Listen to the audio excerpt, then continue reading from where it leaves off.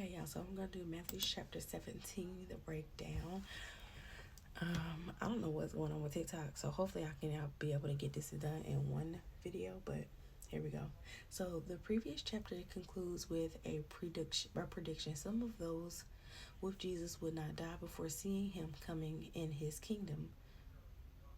This is what happened 6 days when when Jesus selects Peter, James, and John to climb a high mountain with him. Once there, they see Jesus transfigured into his glorious reality, his face shining like the sun and his clothes gleaming white as light. Not only that, but the three disciples also see Moses and Elijah, long gone from the earth, standing and talking with Jesus. Matthew 17, 1-3. Peter, ever eager to act, feels the need to say something in response to a wonder. In awestruck haste, he blunders by offering to build 3 tents, one for each of these figures.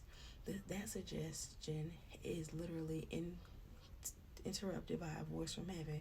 God the Father arrives in a bright cloud and describes himself as being well pleased with Jesus, his beloved Son. Okay. He commands the disciples to listen to Jesus. They fall to their faces in terror. When they look up, all has returned to normal. Jesus commands them to tell nobody about this until after his resurrection, and then answers a question about Elijah. Matthew 17, 4-13. The three return to the base of the mountain to find the remaining 9 disciples in a crowd of people. A man kneels before Jesus and asks to have mercy on his son. The boy has seizures caused by a demon that makes him fall into fire and water to hurt himself. This detail distinguishes the conditions from something natural like epilepsy. The man tells Jesus the disciples could not heal the boy. Matthew 17, 14-16. Jesus responds with exasperation. The same man who he'd earlier empowered to perform such tasks. Matthew 10, 15, 5-8.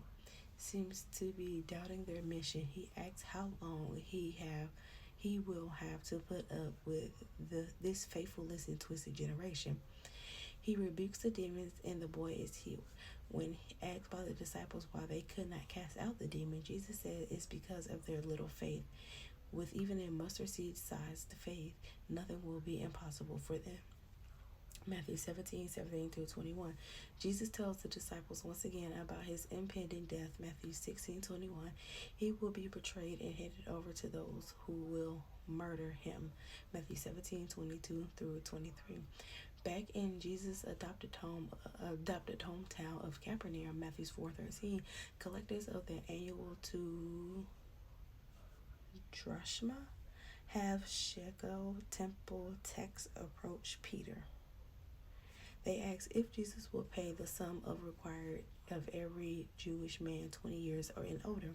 Most likely they are not wondering, but they are to collect the payment. Peter says yes, Jesus will pay it. Matthew 17, 24-25. But before Peter can bring this up to him, Jesus explains that as the Son of God, he is exempt from the tax. However, Jesus agrees to pay the tax to avoid giving offense over the issue. He commands Peter to get the money for the tax by catching a fish in the Sea of Galilee. Peter will find a shekel coin in the mouth of the first fish he catches. He should use that coin to pay the tax for both himself and for Jesus. Matthew 17, 26-17.